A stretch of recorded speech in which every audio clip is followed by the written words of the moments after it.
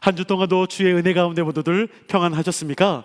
우리 좌우 옆에 계신 분들 또 앞뒤에 계신 분들과 함께 인사하겠습니다. 복음에 합당한 삶을 삽시다. 복음에 합당한 삶을 삽시다. 복음에 합당한 삶을 살아가시기를 소망합니다. 함께 예배하는 여러분들 모두에게 주의 은혜와 평강이 함께하기를 소망합니다. 사람은 자신의 직업이나 위치에 따라 어떤 모습을 갖고 있다 말할 수 있습니다. 그 모습을 통해서 때로는 그 사람을 평가할 수도 있습니다. 예를 들어서 의사는 환자를 진료하거나 또한 수술을 할 때 의사답다라고 말을 할 수 있겠죠.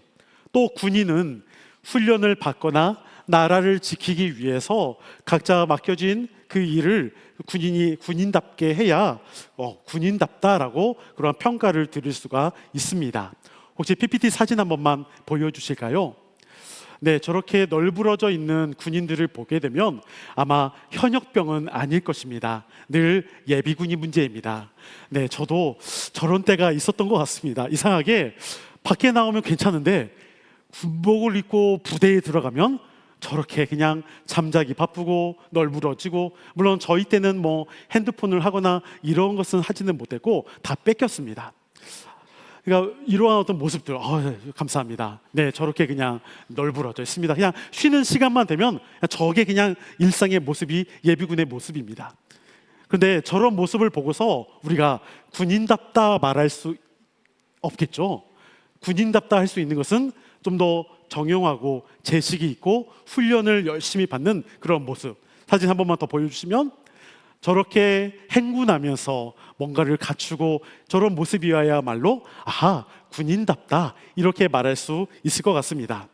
지난주에 우리 청년 한 명이 군에 입대했는데 우리 잘 훈련받고 또 건강하게 제대할 수 있기를 또 소망합니다.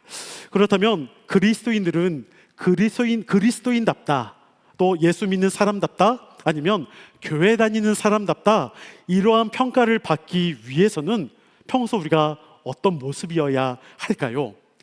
아마도 입만 열면 그냥 거짓말이 술렁술렁 나오고 막 욕을 막 입에 달고 살고, 평소 사람들에게 막 짜증 부리고 화내고 다른 사람을 비방하는 또한 그런 것 가운데 있는 사람을 그리스도인답다라고 말하기란 어려울 것입니다. 오늘 바울은 빌립보 교회를 향해 오늘 27절 초반부에서 이렇게 말씀하고 있습니다. 오직 너희는 그리스도의 복음에 합당하게 생활하라. 아멘. 복음에 합당하게 생활하라라는 말이 근데 여러분 조금은 어색합니다. 왜냐하면 그냥 복음에 합당하게 살아라 이렇게 말하면 참 이게 편한데, 복음에 합당하게 생활하라 라고 말하니까 이게 뭐 슬기로운 생활도 아니고 좀 이게 좀 이상합니다. 그래서 누군가와 대화할 때 우리도 야, 너 좀 똑바로 좀 살아 이렇게 말하지, 야, 너 똑바로 좀 생활해 이렇게 말하는 경우는 잘 없습니다. 그런데 바울이 썼던 실제 바울 서신, 바울이 13권의 신약 성경을 썼더라고 이야기를 하는데, 바울이 썼던 그 서신서의 대부분은 그렇게 해라, 합당하게 살아라, 행하라 이러한 뜻으로 헬라어 페리파테오라는 단어를 사용합니다. 우리 고린도전서 7장 17절 말씀을 함께 읽어봅니다. 시작. 오직 주께서 각 사람에게 나눠주신 대로 하나님이 각 사람을 부르신 그대로 행하라. 내가 모든 교회에서 이와 같이 명하노라. 아멘. 고린도전서 7장 17절에 바울은 고린도 교회를 향해서 각 사람을 부르신 그대로 행하라, 이때도 아까 말했던 것처럼 페리파테오라는 그런 헬라어 단어를 사용합니다. 이어서 갈라디아 5장 16절을 제가 읽어보겠습니다. 내가 이르노니 너희는 성령을 따라 행하라. 그리하면 육체의 욕심을 이루지 아니하리라. 아멘. 여기서도 행하라라는 그 단어를 페리파테오라는 헬라어 단어를 사용합니다. 그러니까 이 단어는 바울이 썼던 그 서신서 곳곳에 이렇게 살아라, 이렇게 행하라 라는 단어의 의미로 많이 쓰였습니다. 그런데 오직 빌립보서에서만 오늘 우리가 읽었던 빌립보서에서만 행하라라는 이 단어로 쓰여지지 않고 폴리투오마이라는 헬라어 단어를 사용합니다. 여러분들 가운데 그냥 너무 헬라어를 많이 말씀드려서 죄송합니다. 여러분, 이 두 개의 단어 페리파테오나 폴리투오마이나 모두 다 행하다라는 뜻은 동일합니다. 그런데 오직 빌립보서에서만 아래 단어를 사용합니다. 다른 바울 서신에서는 이 아래 단어 폴리투오마이가 사용되지 않습니다. 그렇다면 왜 그렇게 오늘 바울이 빌립보서에서만 이 단어를 특별하게 사용하고 있을까? 여러분, 그것을 좀 우리가 함께 보면 좋겠습니다.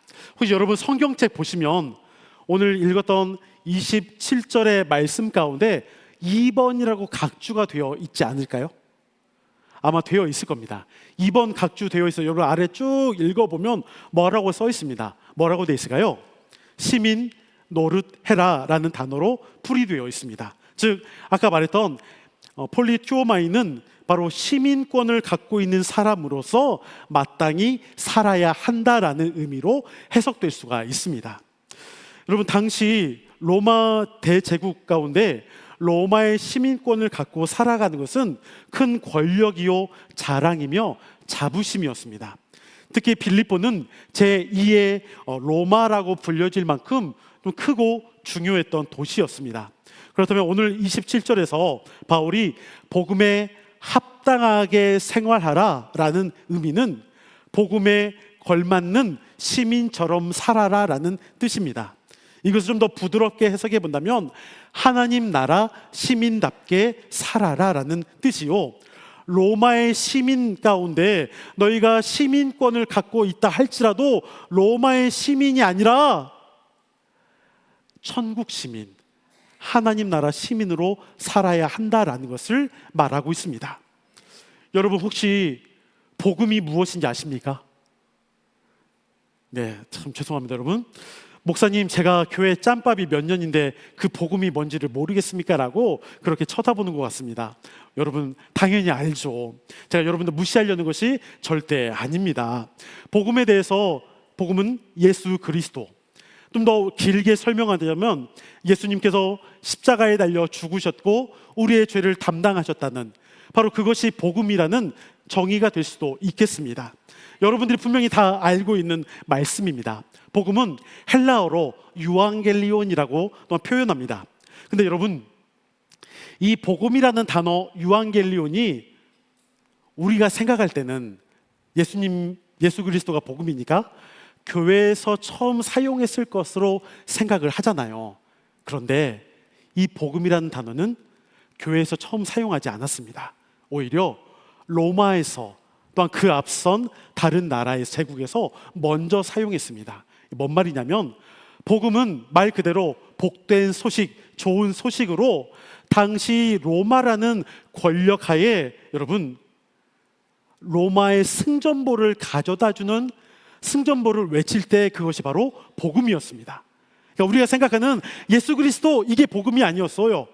예전에는 로마 시대 가운데 로마가, PPT 한 번만 보여주실까요? 당시 로마가 지중해 지역권, 이쪽 왼쪽에 보시면 여러분 약간 분홍색으로 표시되어 있는 부분들, 프랑스나 독일이나 또 스페인이나 이러한 지역들, 그리고 오른쪽으로는 터키, 지금의 튀르키예, 그리고 아래로는 또한 애굽과 같은 어느 정도 지역, 이 공간을 당시 로마 제국이 다 다스렸습니다. 그러니까 여러분 로마가 이 큰 지역을 다 점령하다 보니까 로마가 가는 곳마다, 그러니까 로마의 군대가 가는 곳마다 승전보가 울려 퍼진 거죠. 그래서 그 승전보, 우리가 이겼다, 우리가 승리했다, 이것을 전하는 그것이 바로 뭐였다? 그것이 복음이었습니다. 그런데 오늘 바울 사도는 그 복음 가운데 우리에게 말하려는 것이 아니겠죠. 바울은 바로 비록 우리가 전쟁에서 승리했고 로마의 시민권을 갖고 있다 할지라도 그 로마의 시민권을 갖고 살아가는 우리가, 세상의 가치를 붙잡고 살아가는 우리가 로마의 시민이 아니라 우리는 예수 그리스도를 통한 천국 시민이어야 한다라는 것을 오늘 본문에서 말씀하고 있다라는 것입니다. 바울은 빌립보 성도들에게 단순히 교회 안에서 믿음을 지키는 것이 아니라 그들이 로마의 시민으로 살아가듯 이제는 하나님 나라 시민권자로서 복음의 가치를 우리의 삶 속에서 드러내야 한다라는 것을 강조하고 있습니다. 복음에 합당한 삶이란 말로만 내가 예수 그리스도를 믿는다라는 것이 아니라 우리의 언행, 태도, 공동체 안에서의 그 관계, 세상의 많은 사람들과의 또한 그 안에서의 책임, 그 모든 것을 포함하는 신앙의 모습을 의미하고 있습니다. 그런데 여러분, 제가 앞에서 말은 이렇게 하고 있지만 우리가 그리스도인답게 살아가는 것이 쉽습니까? 결코 쉽지가 않습니다. 그래서 오늘 바울은 그 어려운 상황에서 27절 후반부에서 한 마음으로 서로 협력해야 한다라고 말하고 있습니다. 우리 27절 말씀을 함께 읽어봅니다. 시작. 오직 너희는 그리스도의 복음에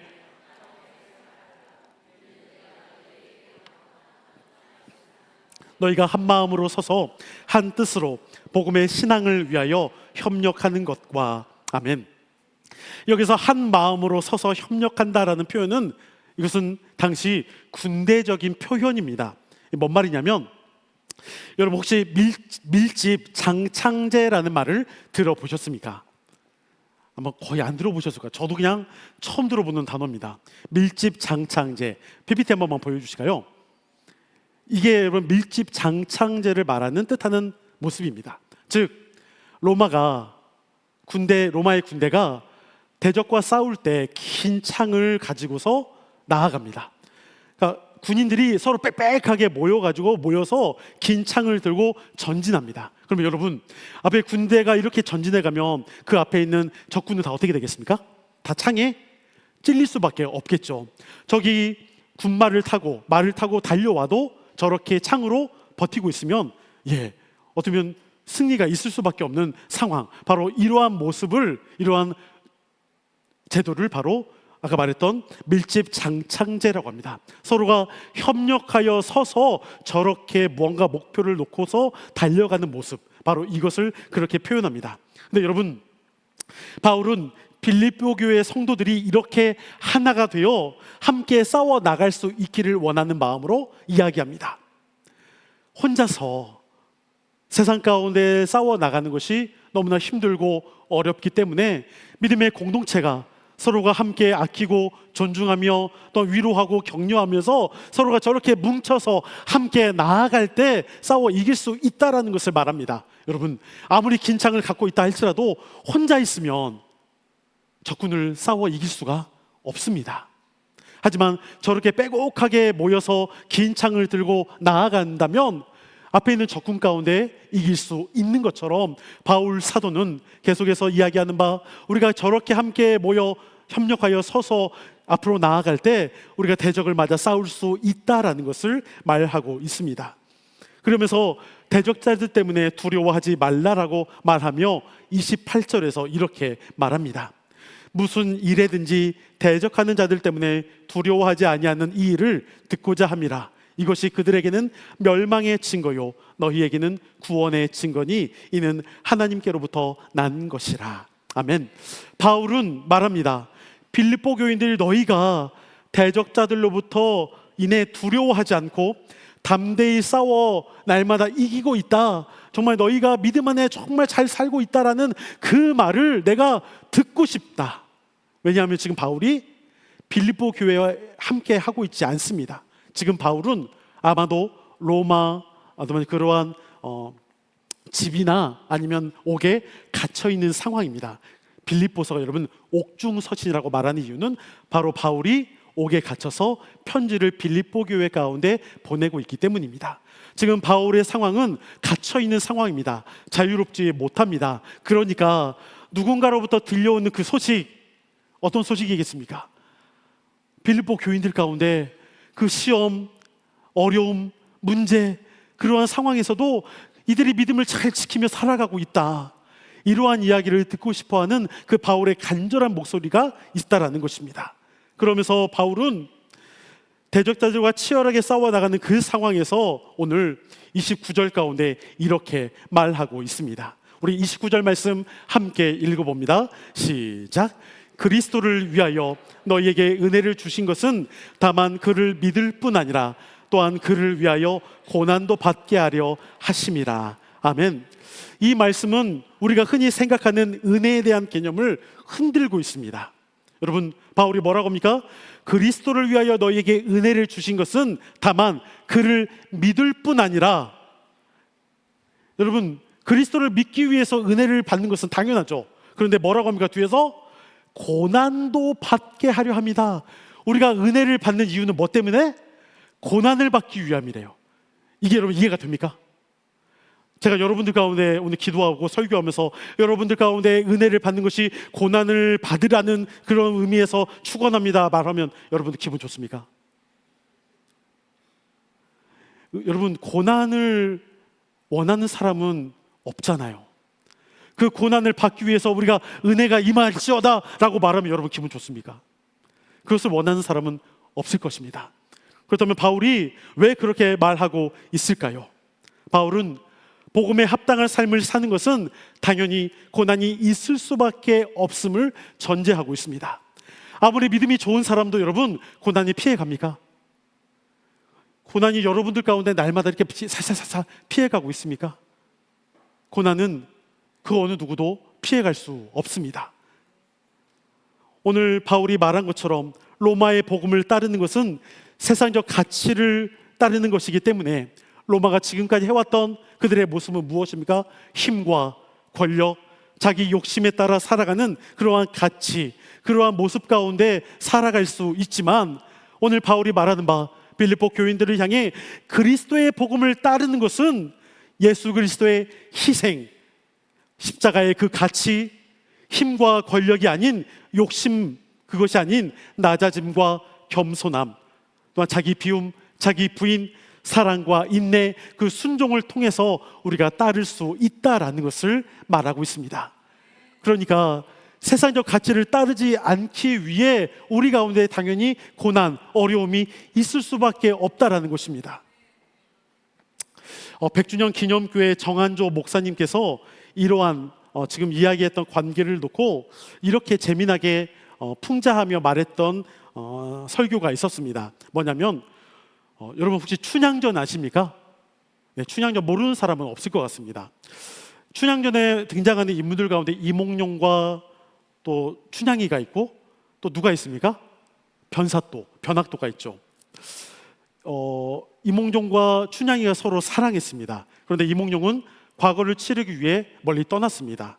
그리고 한양으로 떠났고 또 그런 이몽룡을 춘향이가 기다리고 있습니다. 그런데 여러분 누가 등장합니까? 변사또가 등장합니다. 이 변사또가 그래서 춘향이를 데려오라고 해서 수청을 들어라. 그러니까 또 춘향이가 나는 싫다. 나는 몽룡이를 기다려야 한다. 뭐 하면서 결국에는 춘향이가 감옥에 갇히게 되고 이제 죽게 되는 상황 가운데 이르게 됩니다. 춘향이가 풀어날 수 있는 길은 뭐밖에 없습니까? 이몽룡이 돌아오는 거. 근데 그냥 돌아오면 안 되겠죠. 과거를 합격을 해야만 합니다. 근데 결국 돌아오기는 돌아왔는데 어떻게 돌아옵니까? 처음부터 암행어사 뭐 이게 아닙니다. 어떻게 돌아옵니까? 완전 거지꼴로 들어옵니다. 그래가지고 뭐 춘향이 가운데 뭐 이렇게 막 또 하다가 그냥 차라리 그냥 변사또대 시집가라 뭐하라 주변에서 말이 많지만 그래도 춘향이는 나는 몽룡이 오빠밖에 없어 막 이런 이야기를 하게 됩니다. 그러면서 결국 이제 죽을 날이 왔는데 그날에 암행어사 출두하면서 모든 것이 다 풀려지면서 잘 먹고 잘 살았다. 이것이 춘향전의 내용입니다. 근데 아까 말했던 정한조 목사님이 이것을 어떻게 좀 이렇게 비유해서 재미나게 풍자를 했냐면 춘향이가 바로 우리 그리스도인들이다 라고 말했습니다. 그리고 이몽룡이 바로 주님이다, 예수님. 그리고 변학도가 뭐라고 할까? 변학도가 사단이다. 그러니까 사단은 계속해서 교회를 핍박하죠. 믿는 사람들 가운데 유혹하며 수청을 들어라라는 것처럼 뭔가 자꾸 유혹과 시험거리를 줍니다. 근데 춘향이는 교회라고 봤을 때 교회는 그것에 대해서 나는 그렇게 너희 유혹과 시험 가운데 함께하지 않겠다. 거부하죠. 그러면서 기다립니다. 누굴 기다립니까? 이몽룡에게 누구라고 했습니까? 예수님. 우리 역시도 지금 예수님을 기다리고 있는 재림의 기간 가운데 있다라는 것이죠. 그러니까 이러한 모습을 재미나게 이렇게 이야기를 했습니다. 맞습니다. 춘향이 여러분 이름 가운데 성이 뭘까요? 성춘향입니다. 그래서 이 목사님이 이 성춘향할 때 성을 이름 성자가 아니라 우리 성도라고 아까 이야기를 했으니까 거룩할 성자를 써서 거룩한 성도, 거룩한 교회 이렇게 이야기를 했습니다. 재미나죠? 근데 저는 이 상황을 그렇게 이야기하는 것을 보면서 이러한 마음을 품게 됩니다. 예수님을 믿음에 있어서 분명 우리는 고난 가운데 있습니다. 그래서 바울은 그 고난 가운데 우리가 함께 있기 때문에 30절에서 이렇게 말합니다. 30절 말씀 함께 읽어봅니다. 시작. 너희에게도 그와 같은 싸움이 있으니 너희가 내 안에서 본 바요 이제도 내 안에서 듣는 바니라. 아멘. 그리스도가 받았던 고난처럼 그런 고난, 싸움이 누구에게나 있다 말합니다. 그리스도께서 받으셨던 고난은 세상과의 싸움입니다. 또한 자기 자신과의 싸움일 수도 있습니다. 당시 율법과 제도, 또한 제사장과 바리새인들, 서기관들, 그러한 구시대의 모습과 전통 가운데 싸워야만 했습니다. 또한 십자가를 짊어져야만 했던 그러한 갈등과 고뇌도 있을 수 있습니다. 자기 자신과의 그러한 싸움에서도 예수님은 결국 승리하셨습니다. 이제 바울은 말합니다. 앞서 읽었던 30절에서 너희가 내 안에서 본바다라고 말합니다. 즉 빌립보 교인들을 향해서 나도 그렇게 살았다라고 말합니다. 너희도 내 안에서 그 그리스도를 봤다. 지금 바울이 옥에 갇혀 있잖아요. 복음을 붙들고 살아가는데 자기도 지금 힘든 상황에서 감옥에 갇혔어요. 그 어려운 상황에서, 감옥에 갇힌 그 상황에서 너희가 내가 어떻게 복음에 합당하게 살았는지를 알고 있다라고 말하고 있습니다. 여러분, 바울 가운데 로마의 시민권을 갖고 있었습니다. 유대인 중에 유대인 히브리파, 또한 바리새파 중에 사람, 많은 학문을 갖췄고 그의 집안도 잘 살았습니다. 여러 가지들을 그는 얻을 수 있고 당시 로마의 시민권을 통해 잘 먹고 잘 살 수 있었는데, 그런데 그 모든 것들을 다 배설물로 여기겠다 말했던 것처럼 다 내려놓고 내가 예수 그리스도 그분의 그 가치를 믿고 따르겠다라고 말한 결과가 무엇입니까? 옥에 갇혔습니다. 그것을 빌립보 교회가 함께 보면서 오늘 말씀 가운데 바울은 말하고 있습니다. 내가 그렇게 그리스도를 따랐던 것처럼 이제는 너희가, 빌립보 교회 너희가 그렇게 따르기를 소망한다. 그러면서 우리 가운데 다시 한번 말씀하고 있습니다. 신림제일교회 성도들이여 너희도 그렇게 살기를 원한다라고 말하고 있습니다. 여기서 우리의 싸움이 멈추지 않는다는 것이죠. 고난은 우리가 생각하는 너무 큰 아픔과 절망, 핍박과 같은 것들만이 아닙니다. 여러분, 우리가 생각할 때 몸에 큰 질병, 또한 우리의 삶에서 사업이 뭔가 잘 안 되는 거, 너무 큼직한 것들만 우리는 고난이고 핍박이고 유혹이고 시험이다라고만 생각할 수 있지만, 그것도 분명히 시험이지만 우리 가운데 고난은 그것만이 아닙니다. 우리에게 고난은 우리 일상의 삶에서도 얼마든지 있습니다. 주일날 혹시 여러분 오늘 교회 오기 싫지는 않으셨습니까? 어제 혹시 부부간에 싸우신 분 손을 들지 마십시오. 또 손 들면 또 제가 혹여 또 여러분들 안 좋게 볼 수도 있잖아요. 마음으로만. 여러분, 싸우고 나면 교회 오기 좀 싫지 않습니까? 저도 아내랑 별 싸우지는 않는데 어떨 때 가끔 이렇게 살짝 갈등이 있을 때, 그럴 때 교회에 이렇게 와서 말씀을 전하는 게 이게 정말 정말 어렵습니다. 그러니까 저도 그 말씀을 전하기에 앞서서 어떻게 해서든지 이렇게 좀 풀려고, 그래야 앞에 단상에 서서 이 말씀이 나오지, 그게 안 되면은 정말 한마디로 떨어지지를 않는 거예요.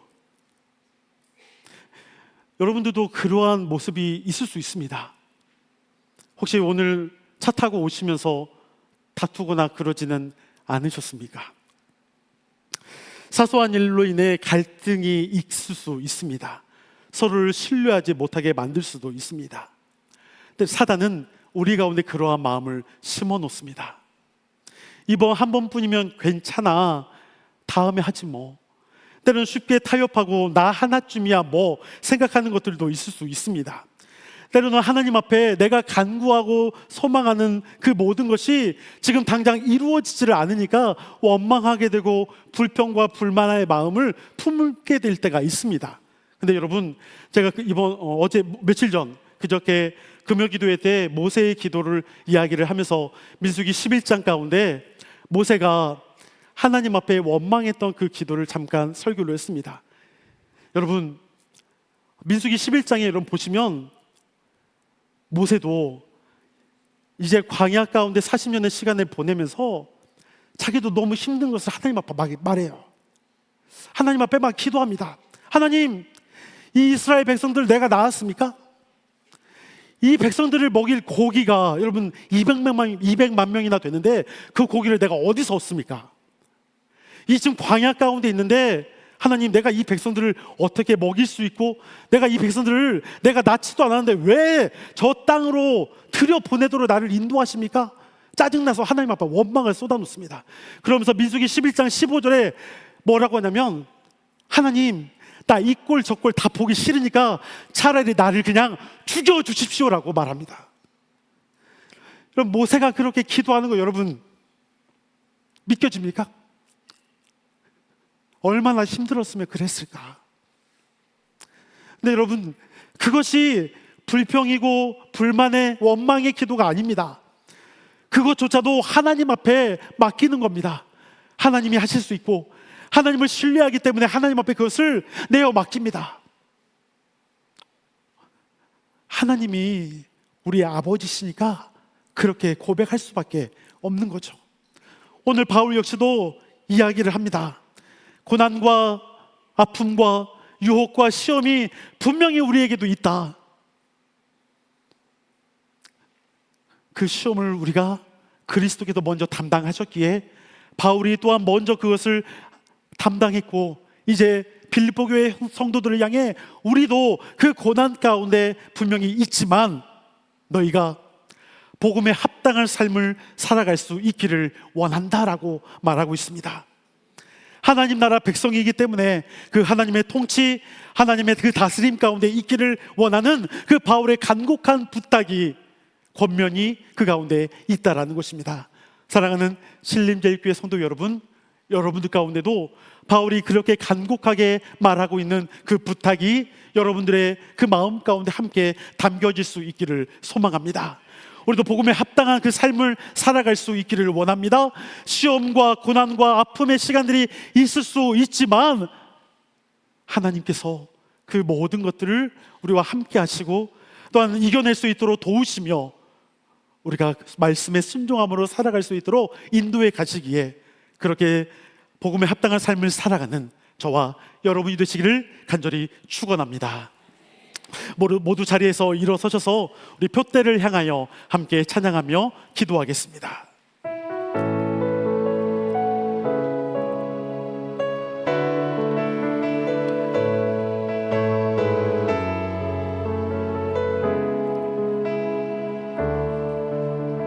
내게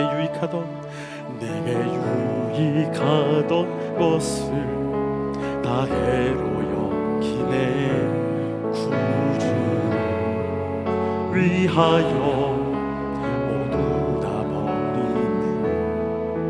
모든 것을 잃어버려도 나깝지 않음을 예수를 아는 지식이 가장 무사함이. 육체를 신뢰하지 않고 육체를 신뢰하지 않고 겸손한 마음으로 부활의 능력과 고난에 참여하며 그의 죽으심을 본받아 그리스도를 얻고 예수의 안에서 발견되려 함이라. 둯대를 향하여, 둯대를 향하여 그리스도 예수 안에서 구름의 상을 위하여 달려가노라.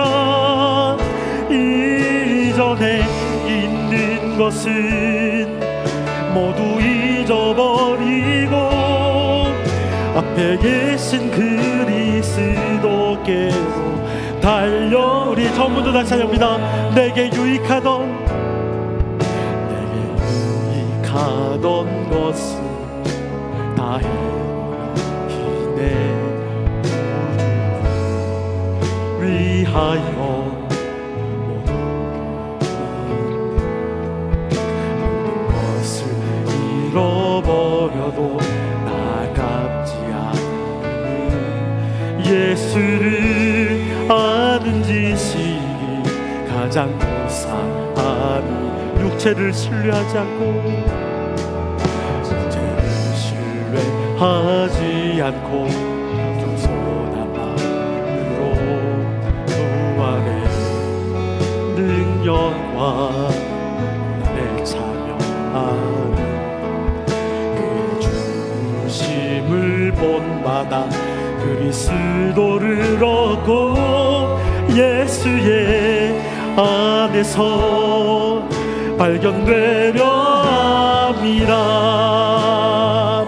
둯대를 향하여 그리스도 예수 안에서 구름의 상을 위하여 달려가노라.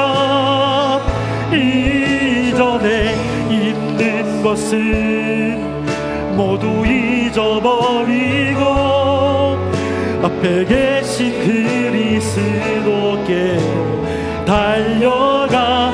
둯대를 향하여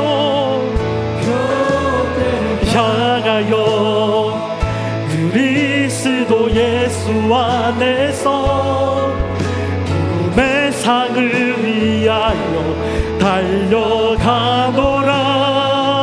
이전에 있는 것은 모두 잊어버리고 앞에 계신 그리스도께 달려. 한번 더 찬양합니다. 둯대를 향하여, 둯대를 향하여 그리스도 예수 안에서 모든 상을 위하여 달려가노라.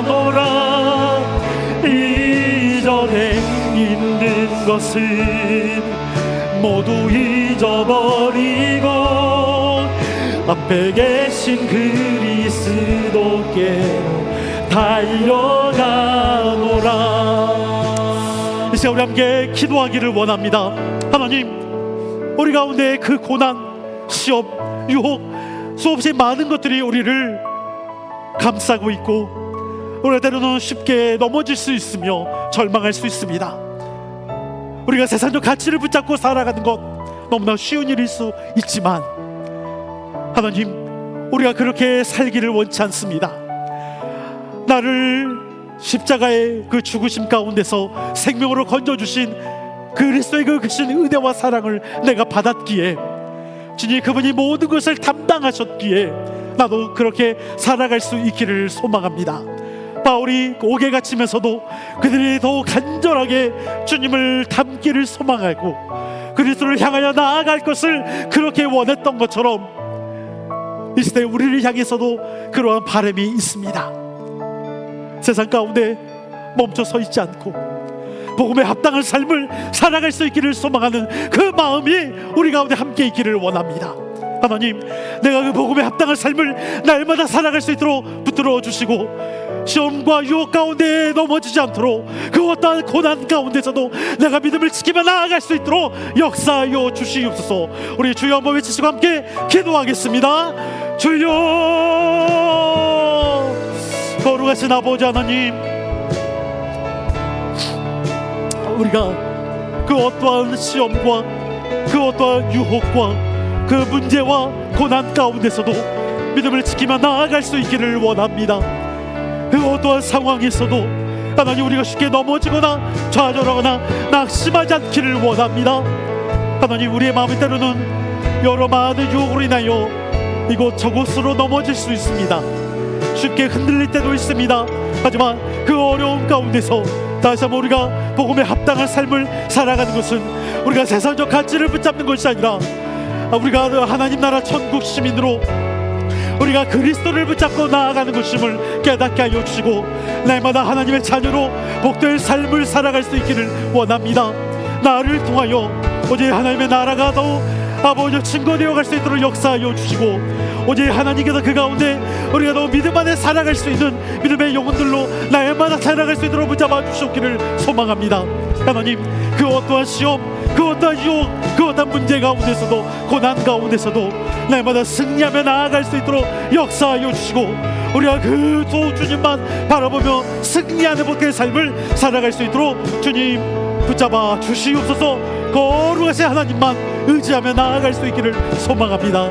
하나님의 복된 자녀로 날마다 이 땅을 살아갈 때마다 주님, 그 어떠한 아버지 일들 가운데서도 또 이겨낼 수 있는 믿음을 허락하여 주시고, 그 상황 모든 것 가운데서도 하나님, 우리가 쉽게 포기하며 타협하며 절망하며 그 가운데 멈춰섬이 아니라 오히려 주님만 예수님만 의지할 수 있도록 주님 도와주시옵기를 원합니다. 너희는 복음에 합당한 생활하라. 하나님 나라 천국 백성으로서의 그 삶을 살아라라고 말씀하고 있습니다. 예수 그리스도를 통하여 우리가 생명을 얻었고 하나님의 자녀 된 우리의 모습이, 본분이 날마다 그리스도와 함께 나아갈 수 있기를 원합니다. 시험과 유혹과 문제들이 너무나 많지만 우리가 그 모든 상황에서 능히 이겨낼 수 있기를 원합니다. 그리스도께서 친히 그 모든 삶을 담당해 가셨기에 우리도 그 십자가의 죽으심을 통한 부활을 경험하며 우리도 함께 소망하며 살아갈 수 있기를 원합니다. 우리의 모든 삶을 역사하여 주시고 주께서 붙잡아 주시옵소서. 이제는 우리 주 예수 그리스도의 은혜와 아버지 하나님의 무한하신 사랑하심과 성령님의 감화 감동 역사 교통 충만하심이 복음에 합당한 삶을 살기를 소망하며 날마다 그리스도를 따르기를 소망하여 한 걸음 한 걸음 내딛는 그 모든 복음의 삶의 현장 가운데, 또한 우리의 가정이, 우리에도 함께 예배하는 우리 모든 영혼들이, 또 우리의 모든 앞길 가운데 영원토록 함께 하시기를 간절히 축원하옵나이다. 아멘.